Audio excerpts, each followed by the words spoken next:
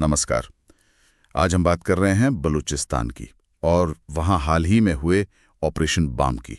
जी, ये Balochistan liberation front यानी BLF का एक काफी बड़ा और समन्वित अभियान लगता है। हाँ, हमारे पास जो रिपोर्ट्स हैं उनसे हम समझने की कोशिश करेंगे कि ये कितना अहम था और इसके मायने क्या हो सकते हैं। बिल्कुल, ये घटना इसलिए भी महत्वपूर्ण है क्योंकि शायद ये बलूचिस्तान संघर्ष में एक नया मोड़ हो सकता है। तो ये शुरू कब हुआ? बीएलएफ ने मंगलवार देर रात को ये ऑपरेशन लॉन्च किया और रिपोर्ट्स अलग-अलग हैं, लेकिन कहीं 17 तो कहीं 84 हमलों की बात कही जा रही है, वो भी सिर्फ 3 दिनों में। 84 हमले, ये तो बहुत बड़ा नंबर है। हाँ, काफी बड़ा। और ये सिर्फ कोई छोटे-मोटे हमले नहीं थे। निशाने क्या थे इनके? देखिए, निशाने काफी सोचे समझे लगते हैं। सैन्य चौकियां, पुलिस पोस्ट, फिर कम्युनिकेशन टावर्स। और सीपीईसी का भी जिक्र आ रहा था। जी हाँ, चीन पाकिस्तान आर्थिक गलियारा मतलब सीपीईसी रूट, रेलवे लिंक्स, प्रशासनिक इमारतें, सब निशाने पर थे। इसका असर क्या हुआ जमीन पर, मतलब सीपेक रूट पर?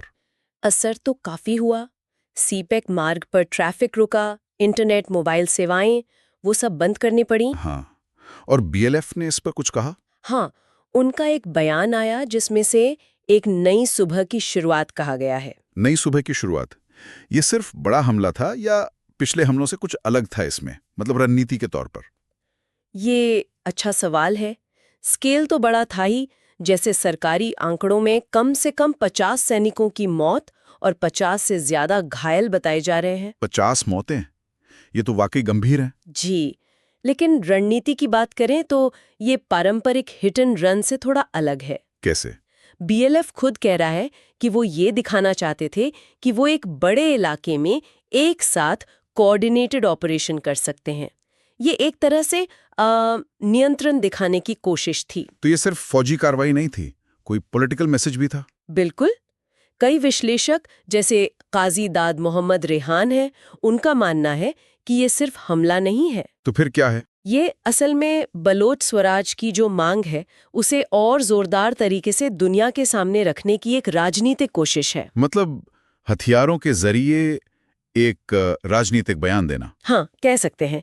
छोटे हथियार, ग्रेनेड, मोटार का इस्तेमाल ये दिखाता है कि वो सरकारी ढांचे को सीधी चुनौती दे रहे हैं। जाहिर है पाकिस्तानी सरकार और सेना ने भी इस पर प्रतिक्रिया दी होगी। बिल्कुल दी। सुरक्षा बहुत बढ़ा दी गई है, खासकर सीपैक की। सेना और फ्रंटियर कोर को लगाया गया है। और बीएलएफ पर? बीएलएफ को तो आतंकवादी संगठन घोषित कर दिया गया है। अंतर्राष्ट्रीय स्तर पर क्या प्रतिक्रिया है? वहां भी इसे गंभीरता से लिया जा रहा है। यूके, यूरोप, अमेरिका में इसे मतलब एक संगठित विद्रोह के अगले चरण की तरह देखा जा रहा है। एक और बात पर काफी चर्चा है, क्या बीएलएफ को कहीं बाहर से मदद मिल रही है? ये स्ट्रेटेजिक डेप्थ वाली बात जो चल रही है। हाँ, ये अटकलें हैं।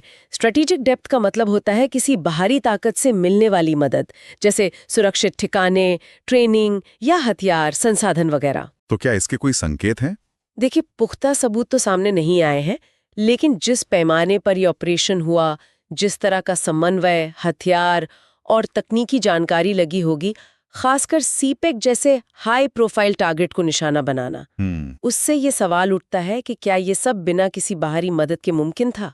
पर जैसा आपने कहा, ये अभी अटकलें ही हैं। हाँ, ये साफ करना जरूरी है कि हम सिर्फ उपलब्ध चर्चाओं का जिक्र कर रहे हैं। अच्छा, अब अगर भारत के नजरिए से देखें तो कुछ विश्लेषण क्या कहते हैं, क्या संभावित असर हो सकते हैं, और यहाँ हमें निष्पक्ष रहना होगा। जी, कुछ एनालिस्ट का मानना है कि पाकिस्तान में अगर अंदरूनी अस्थिरता बढ़ती है तो शायद भारत पर दूसरी सीमाओं से दबाव कुछ कम हो जाए। और सीपेक? हाँ, सीपेक का कमजोर होना या उसमें रुकावट आना, वो शायद चीन के बढ़ते प्रभाव को सीमित करने के नजरिए से भारत के लिए रणनीतिक तौर पर फायदेमंद माना जा सकता है। लेकिन सिक्के का दूसरा पहलू भी होगा। बिल्कुल, जोखिम भी हैं, जैसे बॉर्डर पार अस्थिरता बढ़ सकती है और पाकिस्तानी सेना की जवाबी कार्रवाई का असर एलओसी पर तनाव के रूप में दिख सकता है, या शायद आतंकवाद में बढ़ोतरी हो।